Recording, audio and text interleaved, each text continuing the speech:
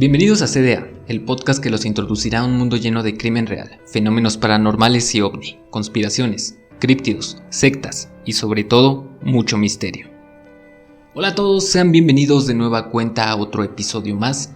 Estoy muy feliz porque estén escuchando este programa constantemente y que de hecho tengo que agradecerles muchísimo porque recientemente llegamos a los 666 suscriptores en YouTube, lo cual me hace muy feliz porque a pesar de que es una plataforma que casi no utilizan para escuchar este podcast, aún así las suscripciones y las reproducciones se han mantenido constantes, lo cual es bastante increíble, que de hecho era una meta que nos teníamos propuesta desde el mes de octubre.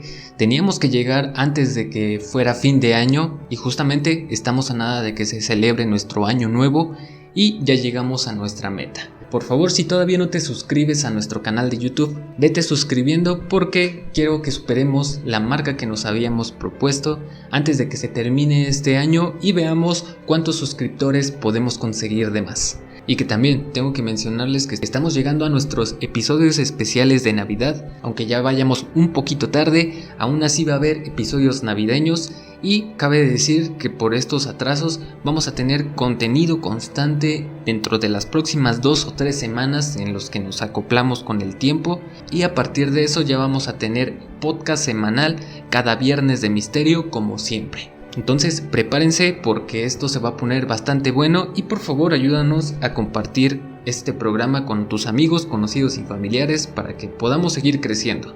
Porque eso nos motiva muchísimo y más que estamos en épocas navideñas.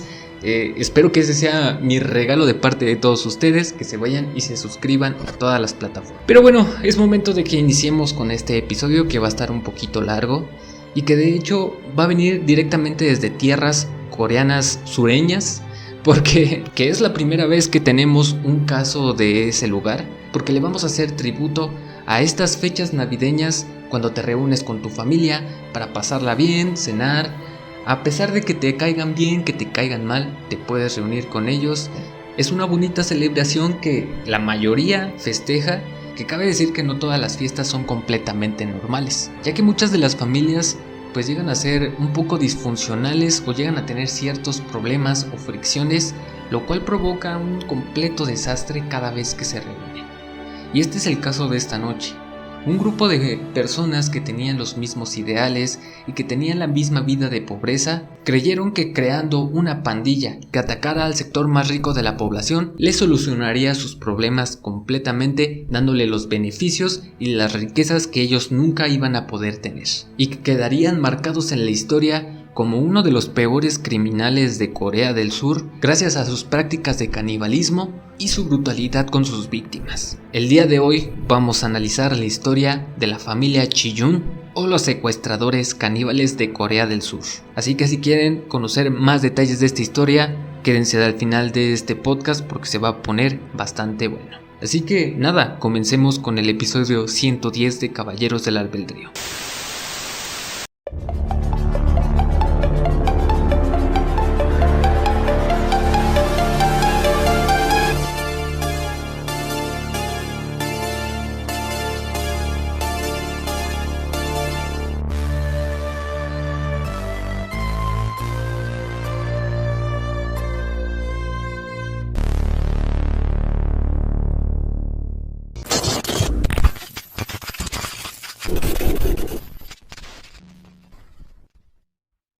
Para poder entender esta historia, tenemos que remontarnos al 16 de septiembre de 1994, específicamente en la capital de Corea del Sur, Seúl, cuando una patrulla daba sus rondines por la zona para asegurarse que todo estuviera bien.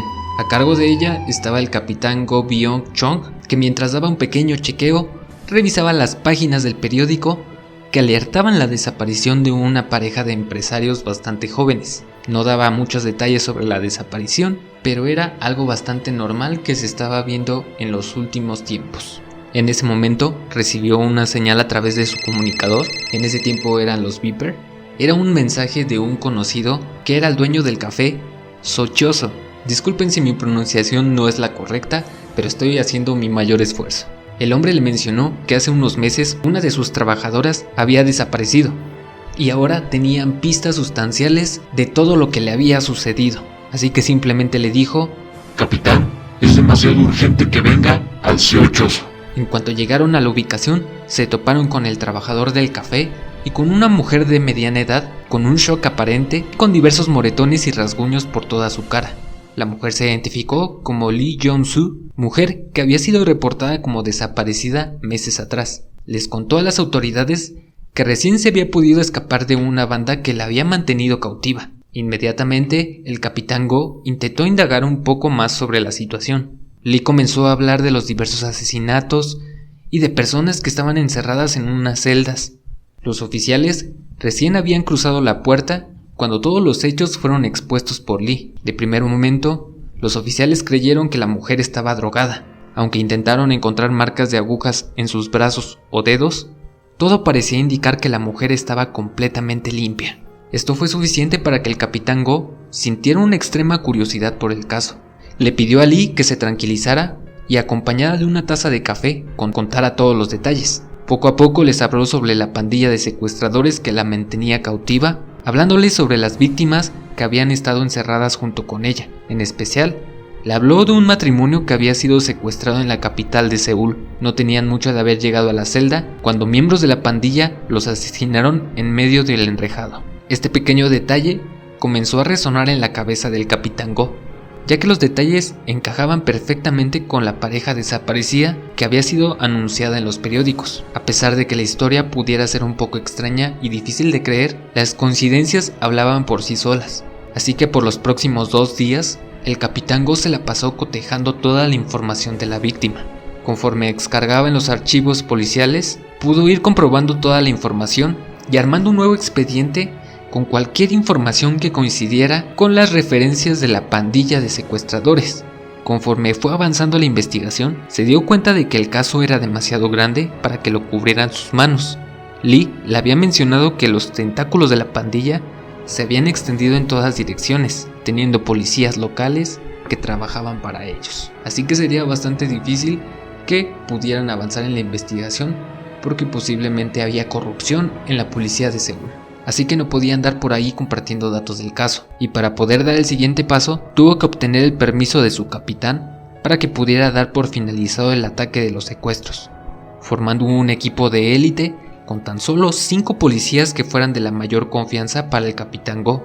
A pesar de no estar tan contento con la idea, el capitán dio completo permiso para que se llevara a cabo la operación, con la única condición de que presentara a los responsables a la comisaría en menos de 24 horas. Sin perder un segundo, el capitán Go juntó a 5 de los mejores para que pudieran armarse hasta los dientes. Solicitaron la presencia de Lee, la única testigo que sabía la ubicación de la pandilla, y condujeron por extensas carreteras hasta que después de 5 horas llegaron a una zona rural que era conocida como Pulgap Myeon, conformada por extensos campos de cultivo que separaban las viviendas de los locales. Eso sin mencionar las enormes colinas que los policías y las víctimas tuvieron que subir caminando. Cuando estuvieron en la cima, Lee pudo identificar un pequeño edificio de color rosa, que era el cuartel general de la pandilla, en donde tenían armas de asalto de muy alto calibre, además de aparatos explosivos que supuestamente rodeaban la casa. No era lo más lógico que los policías llegaran a la puerta del domicilio, tocaran el timbre y fingieran que era una pizza. Sabían que si aplicaban esta técnica, les iban a terminar pagando el servicio a puros plomazos, así que lo mejor fue dividir al equipo para montar un operativo de vigilancia. Los 5 hombres que había reclutado fueron enviados a gran altura de la montaña, donde solo se podía ver la parte trasera de la casa, mientras que el capitán Go y la señorita Lee se quedaron en el automóvil con el fin de poder identificar inmediatamente a los agresores. Después de unas 4 horas, por fin se lograron ver señales de vida. Lee tomó los binoculares para poder ver que de la entrada principal salía un hombre a gran velocidad para subir a un camión de refrigeración que estaba estacionado al frente del domicilio. Obviamente identificó al sujeto y el capitán Go dio la orden. Sígalo, no podemos perderlo. Los vigilantes comenzaron la persecución, sin saber que su objetivo solo se trataba de un peón del juego, mas no de los líderes. Y para eso, ahora sí, tenemos que conocer como tal a este grupo de secuestradores, quiénes eran ellos, por qué tenían a una persona y por qué habían asesinado a tantos.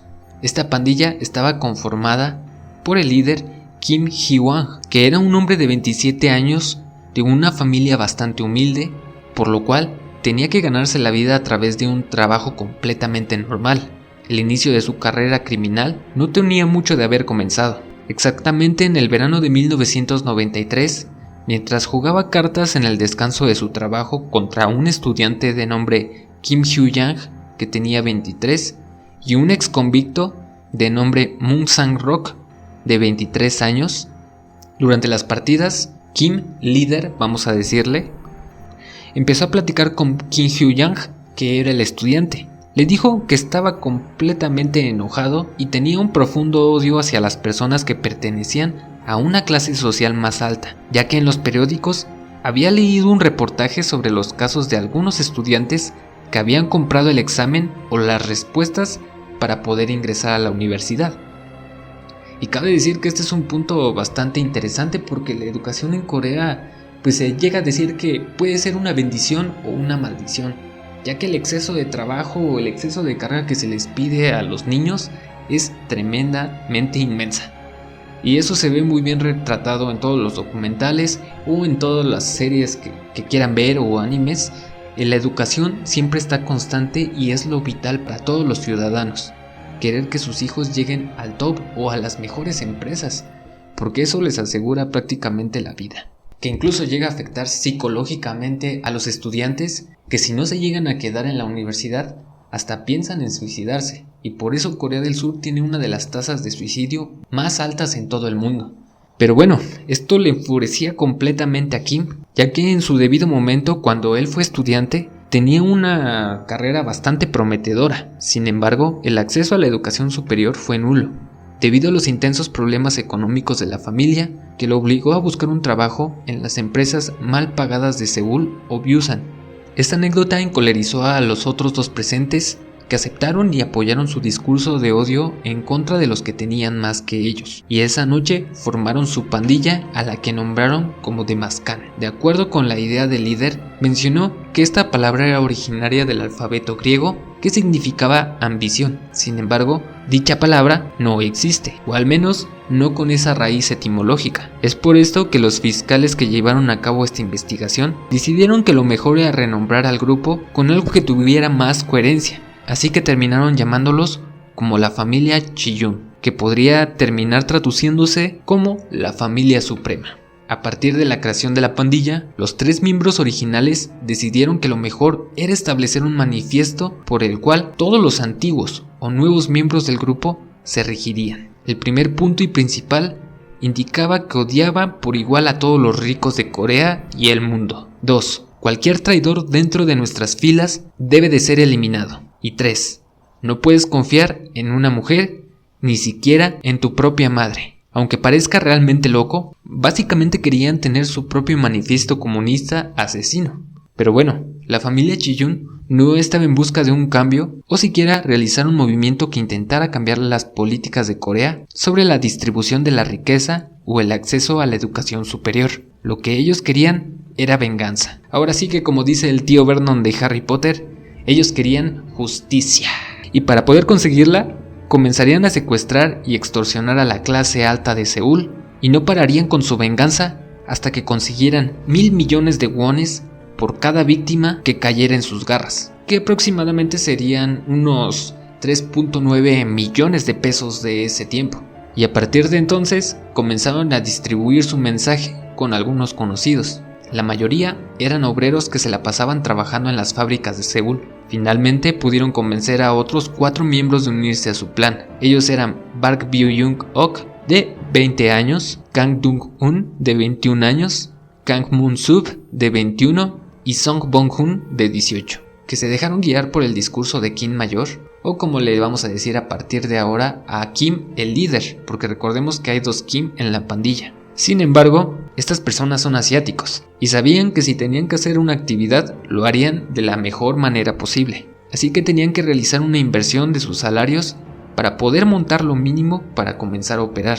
Después de unos meses de llevar a cabo su ahorro, pudieron comprar en el mercado negro 6 rifles, una metralleta una pistola de gas, un arma corta, una espada algo similar a una katana, cuchillos de corto alcance, una pica eléctrica y una enorme carga de dinamita. Se estarán preguntando, ¿para qué un grupo de secuestradores va a querer dinamita? Pues esto se va a esclarecer en unos momentos. Pero debido a que el ahorro había sido bastante significativo, pudieron conseguir una radio de comunicación, un par de autos usados y la remodelación de la que sería su guarida o la casa del terror. La casa era propiedad de uno de los miembros, era perfecta para ocultar a sus víctimas debido a que estaba inmersa dentro de la naturaleza. Además, tenía un gran sótano que la pandilla transformó en 3 celdas de concreto. Durante este proceso, la pandilla se dedicó a estudiar la zona, debido a que se encontraba cerca una de las montañas más grandes del país, de nombre Yirizán, donde se capacitaron lo suficiente para poder manejar las cargas de dinamita e idearon el modus operandi que tendría la banda. Después de unos meses de construcción y planeación, en julio del 94, ya estaban listos para dar el siguiente paso. Su primer víctima fue Milla Choi, que se encontraba caminando debajo del puente del tren en la ciudad de Nosan, ciudad ubicada a unos 100 kilómetros al norte de donde estaba su escondite. La pandilla había visto a la joven totalmente desprotegida, así que decidieron conducir a su lado hasta que la jalaron por la fuerza. Conducieron rápidamente a una ladera donde comenzaron a interrogar a la joven. Era hija de un granjero y no encajaba en su manifiesto de solo los ricos. Pero vaya, tomemos en cuenta que era un grupo de psicópatas que estaban dispuestos a cruzar el límite solo para demostrar sus ideales. Así que no les importó, ya que declararon que solo sería de práctica. Así que continuaron con sus planes retorcidos. Manejaron hasta encontrar una zona solitaria y ahí los degenerados de la pandilla se turnaron para violar a la niña mientras los demás observaban. Al final, el líder, Kim Mayor, como si se tratara de una cátedra universitaria, se acercó a la chica, la tomó por el cuello y les dijo con voz clara: así es como se mata a una persona, mientras apretaba cada vez más fuerte. Después ordenó al resto de la pandilla que cavaran un hoyo para deshacerse del cuerpo. Para el momento en el que el propietario de la tierra se encontraba haciendo limpieza y encontró el cuerpo de la chica, los delincuentes ya se encontraban a kilómetros. Aunque las autoridades intentaron investigar, no sería hasta un año después que se conocería toda la verdad de lo que pasó con la joven. El entrenamiento de la familia ya estaba completado, y al menos la autoridad no tenía pistas de los culpables, así que lo declararon como un rotundo éxito. Una semana después del crimen, la pandilla se enfrentaría a un nuevo reto, ya que el menor de la pandilla, Song Byung-hun, se había transformado en el tesorero y administrador de las finanzas ilícitas. De su primer fondo de ahorro, o con el que iniciaron el negocio, aún le sobraban unos 3 o quizás 4 millones de wones, aproximadamente unos 16,000 pesos. Song astutamente creyó que era el mejor momento para escapar de la célula delictiva sin las manos vacías, y de la noche a la mañana, el joven pandillero desapareció. Esto encolerizó a sus compañeros, ya que había roto la segunda regla del manifiesto: cualquier prisionero dentro de nuestras filas será eliminado. Y así comenzó la cacería. Preguntaron a todos los locales por su compañero, hasta que una persona les comentó que ese joven estaba escondido en la casa de un familiar que vivía muy cerca de la casa del terror. De inmediato, toda la pandilla se movilizó al lugar para interceptar al traidor. Fue encontrado en una cabaña que tenía la apariencia de estar abandonada. Tan pronto como Kim Mayor lo tuvo en sus garras, lo golpeó brutalmente hasta que lo remató con una bala en la cabeza.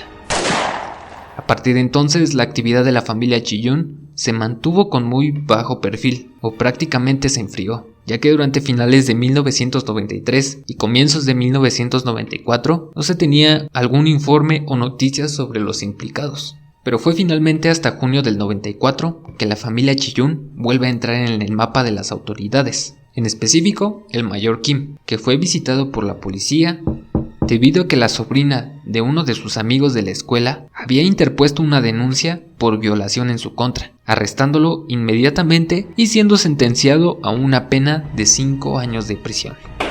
Para ese momento, La pandilla se había quedado sin mucha dirección. Necesitaban una nueva cabecilla que guiara el movimiento, y este lugar fue ocupado por uno de los últimos miembros agregados de nombre Kang Dong-un, que desde el inicio parecía ser un líder nato y que terminó haciendo visitas recurrentes a la prisión para que el mayor Kim le diera todas las órdenes a la familia Ji-yoon. Prácticamente no se volvió en el líder, sino como un títere, porque Kim mayor seguía dando todas las órdenes o todos los planes. Y fue justamente en una de estas visitas, o mejor dicho, en la primera, que el mayor Kim le ordenó que debían comenzar con los planes de terror por toda Corea. Fue para el 8 de septiembre de 1994 que encuentran a la camarera del café Lee Jong-soo, de 27 años. Era pasada de la medianoche y había terminado su turno para ir a su departamento. Ya estaba preparándose para dormir cuando su teléfono comenzó a sonar. Era el líder de la banda que tocaba en el café, ya que habían estado saliendo con anterioridad. Le invitó a ir a un bar que se encontraba al este de Seúl para pasar la noche con algunos de sus amigos. Terminó aceptando la invitación y después de un rato pasó por ella en su auto Hyundai Grandeur, que había adquirido de segunda mano y que había pagado con todos sus ahorros. Lee subió al auto y condujeron con dirección al bar. Y déjenme hacer un breve paréntesis aquí para decirles por qué les mencioné la marca de este auto. Tomemos en cuenta que eran los años 90 y justamente en ese tiempo existía una forma empresarial bastante famosa que es conocida como los chaebols, que podríamos decir que es como un conglomerado de empresas o lo que hoy se conoce como grupos que son nombradas bajo el mismo nombre pero que pueden girar en distintos ramos. Y justamente uno de los más importantes fue Hyundai, que era una de las empresas líderes en Corea del Sur. Por lo tanto, que una persona tuviera el automóvil de esta marca denotaba un estatus social bastante elevado. Entonces, nos daba las primeras señales rojas tener un auto Hyundai porque eras considerado como un rico. Ya entendiendo esta parte, la familia Ji-yoon estaba de casa justamente esa noche. Se encontraban en la zona de moteles de Seúl, pues creían que las parejas ricas iban constantemente a esos moteles a pasar una buena noche romántica y ahí sería el momento apropiado para atacar. Se detuvieron en el estacionamiento de un motel mientras veía algo que valiera la pena, y en ese momento el Hyundai Grandeur pasó por la carretera y era un detalle bastante ostentoso que la pandilla reconoció al instante. Se hicieron señas, ya que los integrantes viajaban en dos automóviles distintos, y de inmediato siguieron a toda marcha a la pareja. Después de avanzar varios metros por las carreteras rurales, la pandilla dio alcance al Hyundai y le bloquearon el paso. No había manera de poder escapar sin que chocaran con los autos. Todo pasó en un segundo, ya que ni el líder de la banda ni Lee se dieron cuenta de lo que estaba sucediendo. Tan pronto los autos cerraron el paso, los pandilleros descendieron con sus rifles. Su novio bajó la ventanilla para reclamar por la situación, pero sin pensarlo le dispararon con la pistola de gas. En instantes abrieron la puerta de Lee, que fue recibida con un golpe en la sien que casi la deja inconsciente. La arrastraron por la carretera mientras seguían golpeando a su novio con brutalidad. Antes de que se desmayara, lo subieron a los autos y escaparon con los 3 vehículos en dirección a la guarida del terror.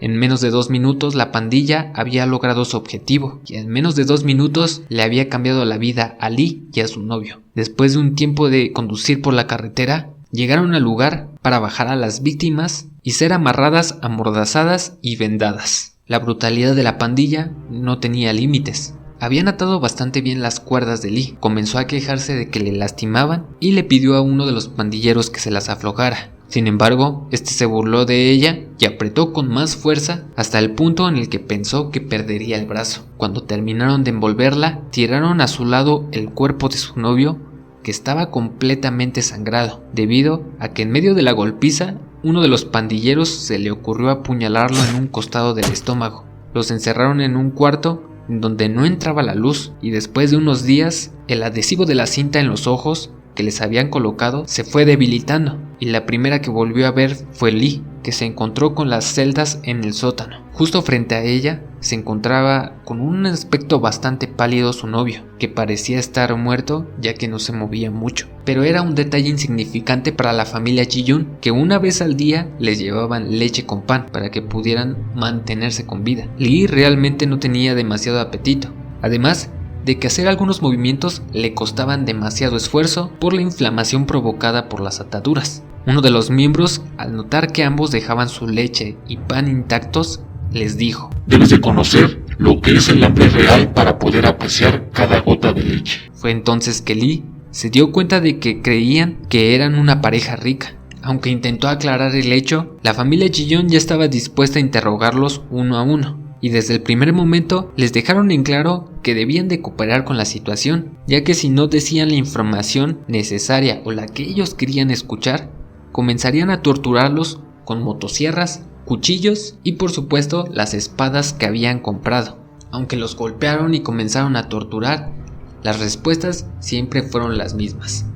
Eran una camarera y el líder de una banda de café, por lo cual no encajaban en su perfil de solo atacar a los ricos. Sabían que difícilmente la familia de una camarera y de un músico podrían juntar las cantidades solicitadas. Por esta razón, Kant se sentía arrepentido. Sabía que ellos no eran el tipo de víctimas que estaban buscando castigar, pero ya se había tomado la molestia de llevar a cabo todo el plan. Pidió disculpas a la pareja y les prometió que en recompensa sus muertes serían rápidas y sin dolor. Mira qué considerado. Pero obviamente era una promesa de la que no se podían fiar, ya que las próximas 24 horas estarían llenas de tortura y castigo. Después de un tiempo, fueron sometidos y amarrados para ser encerrados en la cajuela de un auto durante horas. Después los volvieron a meter a la celda, y esto era prácticamente como un tipo de juego maniático que estaban llevando a cabo. Hasta que en un punto, los pandilleros se enojaron con el novio y lo apuñalaron de nueva cuenta.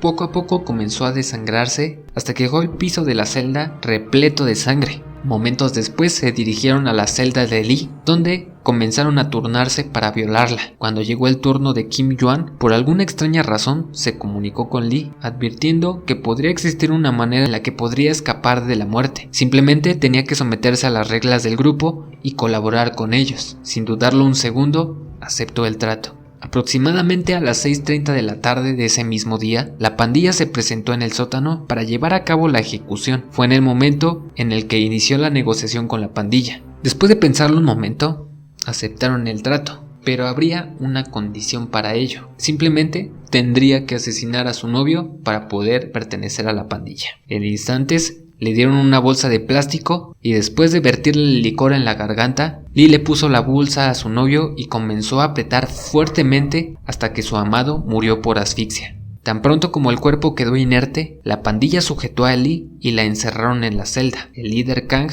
prometió que si su próxima misión salía bien, estaría dentro de la pandilla, mientras los tipos recogían el cuerpo de su novio y lo subían a su Hyundai, ya que tendrían que deshacerse del cuerpo, y la manera más lógica para el grupo fue conducir por la montaña hasta encontrar un acantilado bastante peligroso. Colocaron el cuerpo en el asiento del conductor y lo arrojaron con fuerza mientras observaban con admiración cómo caía. Al día siguiente, cuando la policía encontró el cadáver, el hecho se catalogó como accidente por conducir borracho, ya que se le habían encontrado grandes cantidades de alcohol y drogas. Pero lo que no me llego a explicar es cómo carajos dictaminaron así la muerte tan fácil si le habían encontrado marcas de apuñalamiento y de asfixia. Pero bueno, incongruencias de los criminalistas. Cuando la pandilla estuvo de regreso a casa, todos se sentían aliviados de que no fueran descubiertos, así que destaparon unas frías y comenzaron con la celebración. Después de unos momentos, Kim bajó al sótano para sacar a Lee de la celda e invitarla a unirse al grupo. Pero el resto de la pandilla no les parecía del todo bien, ya que estaban quebrantando su tercera regla: no confiar en las mujeres. Así que Moon inició una discusión bastante acalorada con Kim, que terminó, según la prensa, en un duelo de espadas. Después de un rato y de haber agotado sus energías, los miembros de la pandilla aceptaron a Lee como una de los suyos. Aunque ella no estaba del todo convencida, pues no tenía de otra que terminar aceptando. Y a partir de entonces, la elaboración de los planes sería en su presencia. Se dieron cuenta de que solo habían tenido suerte recreando un accidente para tirar el cuerpo del novio de Lee, y solo sería cuestión de tiempo para que las autoridades encontraran un cadáver que los guiara hasta ellos. Así que la solución más sencilla sería instalar un incinerador en el sótano, a fin de eliminar todo rastro. pero para eso necesitaban fondos y encontrar por fin a un coreano que fuera de la clase alta. Su oportunidad se presentó el 13 de septiembre, que en Corea se lleva a cabo el festival Chuseok, o el gran festival de la vendimia de otoño, que es una de las 3 fiestas más importantes de Corea, donde se agradece por las cosechas y se visitan las tumbas de los familiares. Justo ese día, el señor So y la señora Park, dueños de una empresa local, estaban de visita en el cementerio de Namsul. Para su mala suerte, esa tarde la pandilla estaba de caza en el cementerio, cuando vieron llegar a los empresarios en su Hyundai Grandeur otra vez. De inmediato, la pandilla coincidió que ellos serían las próximas víctimas, mientras que los observaban de lejos. Aunque Lee no estaba del todo de acuerdo, la pandilla le recordó que ella solo estaba viva por suerte. Aunque no le gustaba, tenía que participar en la misión, y en debido caso de que intentara escapar, la terminarían siguiendo a donde fuera, ya que supuestamente tenían ojos en todos lados y tenían comprada a la policía. Esto claramente era falso, pero sirvió como una técnica de intimidación, dejando sin escapatoria a Lee. Mientras tanto, Kim se acercó al señor So, que estaba limpiando la tumba de su familiar con una pequeña hoz. Cuando estuvo parado a su lado, le dijo: ¿Usted ya tenía planes para limpiar la tumba? Cuando el señor So estaba reaccionando, Kim se abalanzó sobre él, y a partir de entonces comenzó la pelea. Aunque el señor So intentó gritarle a su esposa para que escapara, el resto de la pandilla llegó al lugar para interceptarla y subirla por la fuerza a los autos. Mientras el señor continuaba dando batalla contra Kim, este fue herido con la pequeña hoz. Kim, bastante molesto, terminó arrojándolo al piso, mientras el resto de la pandilla le daba una golpiza hasta dejarlo inconsciente. Rápidamente lo subieron al auto y huyeron con los 3 vehículos. Durante el camino se iban comunicando mediante radio para poder evitar los controles policiales. Poco a poco iban encontrando las maneras para poder hacer los trabajos sin tantas complicaciones. Y una vez que tenían en cautiverio a los empresarios, el primero en ser interrogado fue el señor So, que se le recomendó que cooperara con la pandilla y que lo único que estaban buscando era su dinero, y cuanto más rápido lo tuvieran, evitaría que mataran a su esposa. El señor So era una persona seria y que había trabajado toda su vida para poder ir creando su imperio. Estaba dispuesto a dar todo a cambio de que él, su esposa y sus hijos estuvieran a salvo. Aprovechando la vulnerabilidad, Kim le pidió que entregara 100 millones de wones en efectivo, y para poder continuar, lo llevaron a un teléfono público para que llamara al gerente de su empresa y le facilitara el dinero. Antes de realizar la llamada, lo volvieron a amenazar, ya que si decía algo o parecía sonar extraño, darían la orden para que ejecutaran a su esposa y fueran en busca de los niños. Con el nerviosismo a tope, el señor So pidió el dinero al gerente, que acordó entregárselo en la parada de autobuses de Gangneung, y para ir a recoger el dinero se dirigió toda la pandilla en compañía de Lee. En un auto iban Kim, Lee y la pareja de empresarios secuestrados, y en el otro vehículo iban 2 pandilleros más. Durante el viaje a la estación, Kim decidió que si la situación se ponía complicada durante la recolección del dinero, necesitarían una carga de dinamita. Irresponsablemente comenzó a jugar con ella, aventándola de un lado a otro. Sin embargo, estos son materiales un tanto cuidadosos, así que en el momento en el que el cartucho se le resbaló, terminó explotando debajo de su asiento, arrancándole unos dedos y dejándolo con quemaduras graves en pies y manos. Lo cual se me hace un karma instantáneo bastante hermoso, porque no lo puedo explicar de otra manera. Tan aparatosa fue la explosión que terminó dejando un agujero en el piso del automóvil, así que no podían continuar con la misión. Esperaron unos minutos para que se pasara el aturdimiento de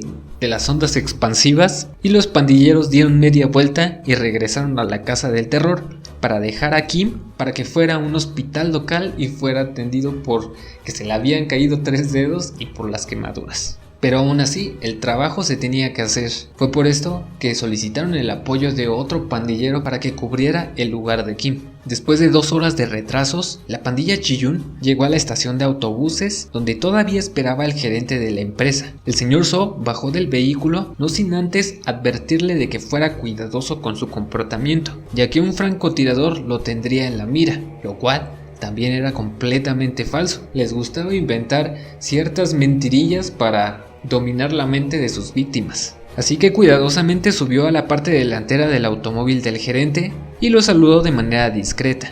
El gerente le entregó una bolsa de plástico con 80 millones de wones, ya que era todo el efectivo que había en las cuentas de la empresa. Antes de bajar del vehículo, de una manera discreta, el señor So le dijo al gerente: Ayuda, estoy secuestrada. Rápidamente se dirigió al auto de la pandilla y entregó el dinero, diciendo que solo habían podido juntar 80 millones, pero esto era lo que menos les importaba a los pandilleros. Estaban completamente felices de que habían podido lograr su objetivo y sin tantas complicaciones. Por otro lado, el gerente de la empresa se dirigió a la estación de la policía de Ulsan, zona en donde se encontraba ubicada la fábrica. A pesar de haber esperado durante un buen tiempo, cuando los oficiales escucharon su historia, no estaban muy interesados por hacer algo. Así que le dijeron que lo mejor era que se presentara a la estación de policía de la zona donde había ocurrido el intercambio. De nueva cuenta, el gerente se trasladó a la comisaría correspondiente, donde fue tachado como un mentiroso. La historia era bastante increíble y comenzaron a sospechar que solo se trataba de una técnica para que la empresa de la que pertenecía el gerente evadiera impuestos o se excusara de sus problemas financieros. La denuncia fue interpuesta, pero la investigación no avanzó nunca. Más tarde, la prensa se enteró del caso y fue que publicaron la noticia en una pequeña viñeta, sin pensar que poco tiempo después se transformaría en historia nacional. Tan pronto como la pandilla estuvo de regreso en el cuartel, descubrieron que Kim, sin un trozo de mano, los estaba esperando desesperadamente. En su mano, que sí tenía dedos, tenía un encendedor con el que planeaba encender una pila de cilindros de gas por si la operación fracasaba. Sin embargo, abrieron el paquete que alumbró los rostros de los presentes. Jamás habían visto tanta cantidad de billetes juntos en toda su vida. Así que lo primero que se les vino a la mente por hacer fue emborracharse con soju y cerveza durante toda la noche. Una vez entrados en copas, Lee fue testigo de todas las pláticas sobre los nuevos planes criminales para la banda. Algunos querían robar botes lujosos para poder entrar a las zonas residenciales a robar, otros querían entrar a destruir comisarías policiales, mientras que otros se conformaban con hacer destrucción en algunos edificios públicos. Simplemente querían hacer vandalismo, destrucción, caos.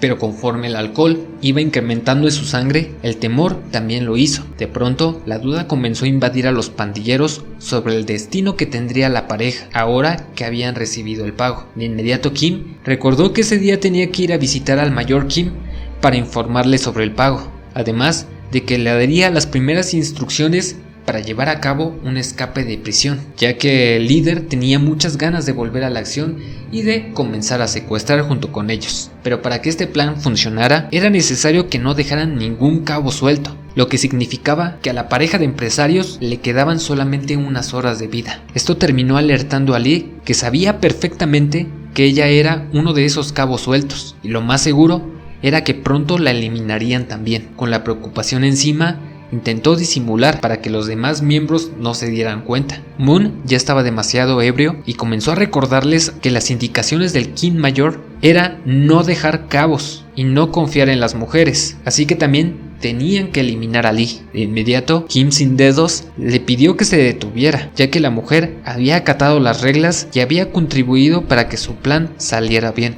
Pero antes de que terminara su discurso, Moon le quebró una botella de cerveza en la cabeza, desatando una pelea entre los presentes. Básicamente era Kim discapacitado contra todos los pandilleros. Con evidente desventaja, la pelea se trasladó a la calle, donde comenzaron los chingadazos. Aprovechando la situación, Lee se fue a esconder a una de las habitaciones rezando por su vida. Después de unos minutos, Moon entró a la habitación. Lee creyó que sería su final, pero este solo la miró con desprecio y salió a toda prisa. Momentos después, llegó Kim sin dedos y le dijo: a partir de ahora te quedarás a mi lado todo el tiempo. Días después, el problema quedó en el pasado y se dedicaron a planear su siguiente ataque, que sería liberar al Kim mayor de la prisión. Y para eso necesitaban reinvertir el dinero obtenido en equipo de más calidad. Compraron celulares y cotizaron un camión de refrigeración que sería clave para el escape, además de conseguir una bolsa repleta de armas de asalto completamente ilegales.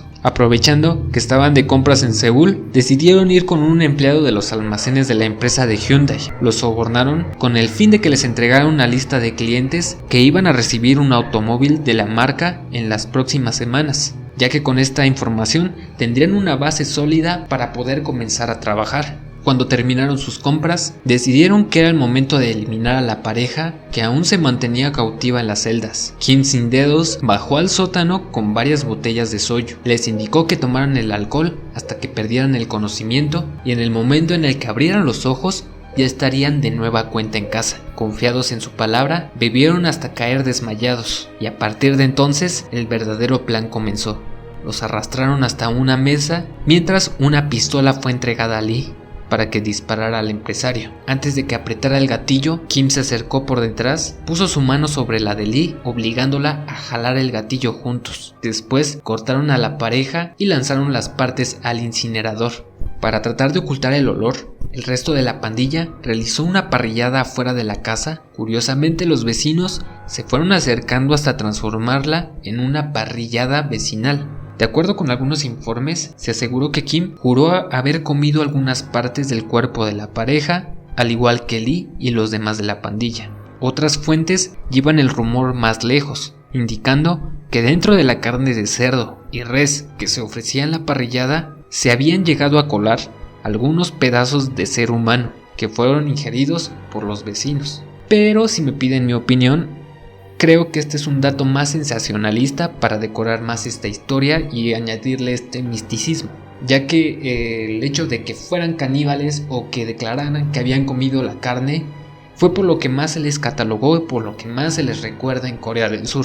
Es un punto que iba a aprovechar la prensa, obviamente para poder vender más números o ejemplares.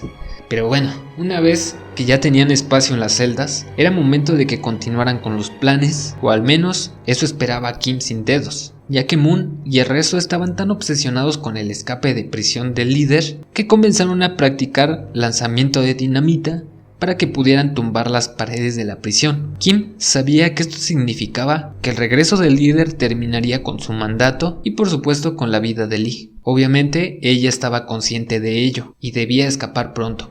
Así que la oportunidad perfecta se presentaría durante una visita a la clínica para revisar las quemaduras de Lee. Lo convenció de llevarla para poder ayudarlo a caminar.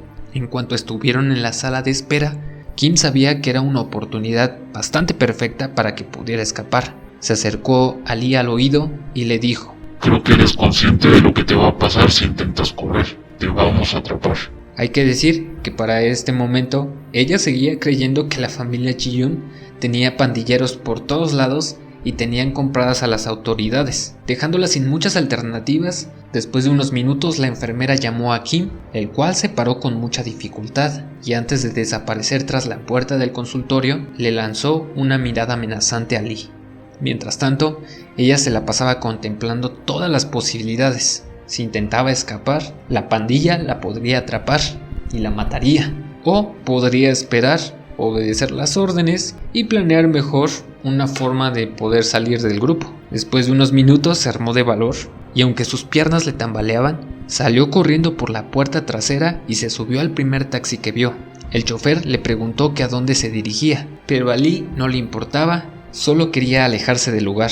Le dio 100,000 wones y el chofer comenzó a manejar sin un rumbo fijo. Después de unos minutos, le pidió que la dejara en una zona de cultivos bastante extensa, donde encontró un invernadero y se escondió debajo de una mesa por las próximas 8 horas, hasta que el dueño de las tierras la encontró. Después de contarle su historia, le permitió usar el teléfono para que se pudiera comunicar con una de las pocas personas en las que podía confiar, su compañero de trabajo. Tan pronto contestó la llamada, intentó saber en dónde se encontraba, ya que hace unos días habían encontrado el cuerpo de su novio muerto. Lee solo le pudo decir la historia en medias, ya que necesitaba encontrarlo en un lugar en donde estuviera a salvo. Quedaron de verse en un hotel de Seúl, mientras Lee convencía a los granjeros de que la llevaran a la capital. Después de varios intentos, un local aceptó llevarla. Lee se escondió en los asientos traseros y salieron a la medianoche con el fin de que la familia Ji-yoon no pudiera encontrarla. Después de llegar al hotel, su amigo llegó para el reencuentro, acompañado de su novio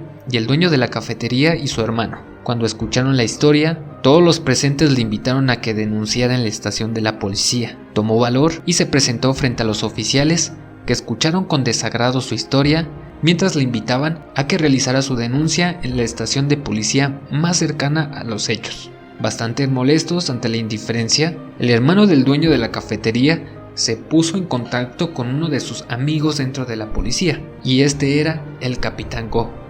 Y ahora sí, volvemos a la trama inicial, donde el equipo del Capitán Go ya estaba vigilando la casa del terror. Fue en este momento cuando vieron subir al camión de refrigeración a uno de los pandilleros que se dirigía a la tienda a comprar unas verduras para hacer un remedio para bajar la cruda, ya que habían enfiestado demasiado por la desaparición de Lee. Estaban tan confiados de que no iría la policía, ya que ella también había participado en los asesinatos y eso la hacía culpable. Sin embargo, ellos no tenían en cuenta que a esto se le llama coacción, ya que prácticamente le estaban amenazando para cometer los delitos. Así que Kang emprendió el viaje con toda tranquilidad, mientras el Capitán Go inició la persecución. Después de unos minutos, Kang notó que un vehículo los estaba siguiendo. Aceleró sin importar lo complicado del terreno. Inmediatamente el Capitán Go alertó a las unidades policíacas sobre el vehículo, que fue interceptado por 2 patrullas. Inmediatamente, Kang fue presentado a la comisaría local, donde el Capitán Go planeó su siguiente movimiento. Era la oportunidad perfecta para ponerles una trampa. Utilizó el celular de Kang para comunicarse con la pandilla. Les mencionó que su amigo había tenido un aparatoso accidente. Sin embargo, él estaba bien y lo único que necesitaban era que un conocido se presentara a la comisaría para entregarle su vehículo, artículos personales y una gran cantidad de dinero que llevaba en el auto. Aunque la posibilidad de que se tratara de una trampa era mucha, la pandilla se vio tentada ante la posibilidad de recuperar un poco de dinero. Así que a la cita solo se presentaron Kim sin dedos y Moon. Con bastante nerviosismo, Kim no se quiso arriesgar y mandó solo a Moon. En cuanto estuvo enfrente a la puerta, varios policías se abalanzaron sobre él para encerrarlo entre gritos y golpes. Al notar la acción, Kim aceleró sin dudarlo, pero el Capitán Go ya estaba al acecho. Lo persiguió por un par de calles hasta que logró empujar su coche para que se estrellara contra una pared. A pesar de que Kim intentó dar pelea, el Capitán Go lo sometió fácilmente y fue trasladado a la comisaría. Ya con este doble golpe, el capitán alistó un operativo para que reventaran la casa. Tan pronto como llegaron, tiraron la puerta y detuvieron a uno de los pandilleros que se había quedado aplastado por la puerta. Otro de ellos fue capturado cuando intentaba subirse a una bicicleta y otro de ellos logró tomar un camino rumbo a la montaña. Pero si recuerdan bien, el Capitán Go había montado una guardia en esa zona, así que fue demasiado fácil interceptarlo y presentarlo. Mientras los subían a los camiones policiales, los demás agentes se dedicaron a inspeccionar las propiedades, corroborando todas las historias de Lee y dando fin al reinado de terror de la familia Chi-yun. Fueron trasladados a la comisaría para que la familia tuviera un bonito reencuentro. Sin embargo, algo interesante que debemos mencionar es que por primera vez en más de 100 episodios tenemos nuestro primer caso de síndrome de Estocolmo, ya que Lee de repente comenzó a sentir empatía por sus excompañeros pandilleros. Se sentía mal porque los habían encerrado y los habían golpeado brutalmente, lo cual es bastante extraño porque le infligieron más castigo a ella y la obligaron a matar al que sería su novio. Entonces es un raro caso de síndrome de Estocolmo y de sentir empatía por esas personas tan asquerosas que le provocaron tanto daño. Ya no había mucho por hacer por estos sujetos, ya que en la década de los 90 la pena de muerte aún estaba permitida en Corea. Tan pronto como se hizo pública la detención, la prensa ya se había abarrotado afuera de la comisaría para intentar filmar a los jóvenes, que de primera mano fueron tachados de psicópatas y sádicos, hasta el momento en el que la policía sacó a la luz un informe que hablaba sobre las violentas y duras infancias de los implicados, ganándose la simpatía de la prensa, que los empezó a catalogar como las víctimas de las circunstancias. Tan pronto la prensa pudo entrevistar a Kang, se dieron cuenta de que no había arrepentimiento alguno de cometer sus crímenes, y de hecho se le veía bastante orgulloso y sonriente frente a la cámara, mientras decía que estaba arrepentido de no haber podido asesinar a todos los ricos de Corea. 알았어요. 지고. 이상한 생각이야. 나 진짜 죽일 사람 따로 있었는데 엉뚱한 사람만 죽인 것 같아. 정말 죽일 사람 못 죽여서 한이 맺혀. 돈 많은 사람 못 죽였어. 이 집은 무슨 돈으로 지었어요? 사사하고 지은 거.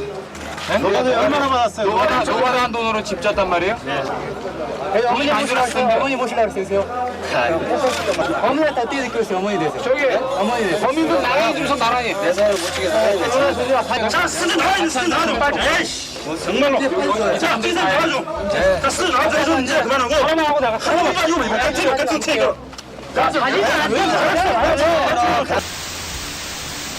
Cuando fueron presentados frente a los tribunales, la arrogancia del grupo no se hizo esperar, revelando a los presentes que sus planes iban mucho más allá de lo que imaginaban, ya que su siguiente objetivo era atacar la comisaría de Seúl para rescatar a su líder y después irrumpir en una de las cadenas más importantes de la televisión con el fin de poder transmitir su mensaje de odio a los ricos a todo el país. Pero esto también es completamente falso, otro dato sensacionalista para adornar más la historia, porque si tienen buena memoria, el único objetivo o el primer objetivo que se planteó para crear esta pandilla era obtener 1.000 millones de wones por cada víctima, lo cual también es bastante ilógico, porque si era una pandilla que odiaba a las personas ricas, al tratar de atacar a ese sector con el secuestro, se iban a transformar en la clase alta también. Entonces es algo un poco extraño. Pero bueno, finalmente, después de que los jueces les dictaron cadena perpetua, fueron sentenciados a muerte y finalmente el 2 de noviembre de 1995 los 5 integrantes de la pandilla fueron ejecutados. Aunque parezca este el final de la historia, cabe decir que la vida de Lee después de todo esto fue muy complicada. Le costó mucho trabajo seguir adelante por los traumas, por haber matado a personas e incluso haberlas comido, lo cual es bastante extraño. Y pues nada, tuvo que continuar sin ninguna repercusión. También hay que mencionar que el Capitán Go presentó toda la historia y por la detención fue ascendido de puesto y pudo terminar su doctorado en criminalística gracias a muchos detalles presentados del caso de la familia Ji-yoon. Aunque hay que mencionar que los casos de secuestro no se terminaron por completo en Corea después de que atraparon a esta pandilla, porque el secuestro es uno de los crímenes que se vio incrementado en esa época. Recordemos que aquí en México teníamos al Mocho Orejas y a su grupo delictivo que estuvo aterrorizando al Estado de México y a la Ciudad de México por mucho tiempo, y que incluso llegó a tener muchas más víctimas, muchos más muertos y llegó a tener inmensidades de dinero completamente increíbles. Entonces, si me piden mi opinión, la familia Ji-yoon estaba un poquito abajo de lo que habíamos presentado con el grupo delictivo del Mocha Orejas, pero aún así la brutalidad y la ideología que tenían estaba bastante loca, que llevó a muchos grupos años después en Corea a tratar de imitar lo que hizo la familia Ji-yoon. De hecho, en 2 ocasiones más fueron detenidos 2 grupos similares que tenían la ideología de Kang y del resto de pandilleros, acabar con los ricos mientras ellos se enriquecían ilícitamente. Ironías de la vida, así es esto. No todo puede ser completamente lógico, porque pues estos casos no los tendríamos en este programa.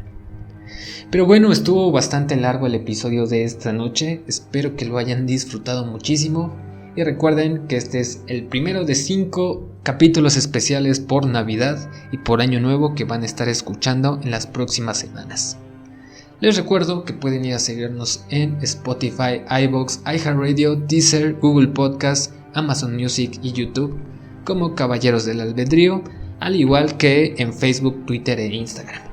Vayan a seguirnos, por favor. Ahí tenemos bastante contenido, les estamos avisando cuando hay un nuevo episodio y por favor compartan el programa porque queremos seguir llegando a los 1000 suscriptores ahora. Espero que lo podamos hacer antes de marzo, digamos. Vamos a ponernos una meta, que a final de marzo lleguemos a esos 1000 suscriptores en nuestra plataforma de YouTube. Bueno, esto ha sido todo. Les mando un enorme abrazo y espero que nos escuchemos en nuestro siguiente episodio especial. Hasta la próxima.